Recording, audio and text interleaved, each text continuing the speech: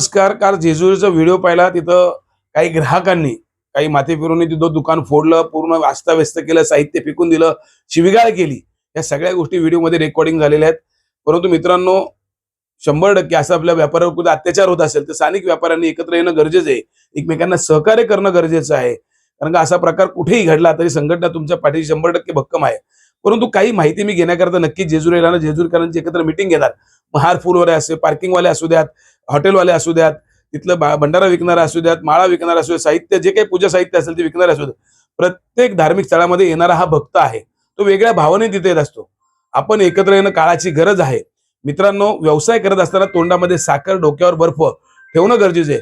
तिथं जो व्यवसाय होतो तो तुमच्या आमच्यामुळे होत नाहीये, तो त्या धार्मिक स्थळामुळे होतोय. आज जेजुरीमध्ये जो प्रकार घडला, तिथे येणारे भक्तगण फक्त खंडोबाच्या नावावरती येतं, खंडोबाचं दर्शन घेण्याकरता येतं.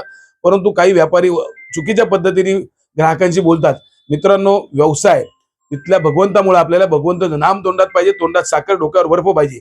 माहिती देताना व्यवस्थित आपण दिली पाहिजे, लोकांशी व्यवस्थित बोललं पाहिजे.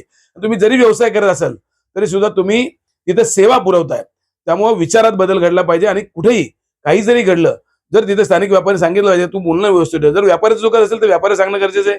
जर ग्राहकांचं चुकत असेल तर ग्राहकांचं, कारण का नाव तुमचं बदनाम होत नाही, नाव त्या धार्मिक स्थळाचं बदनाम होतं. आणि ते पूर्ण महाराष्ट्रात नाही, देश पातळीवर जातो तो व्हिडिओ. त्यामुळे मित्रांनो, विनंती आहे, एकत्र या, विचाराने एकत्र या आणि बदल घडवा.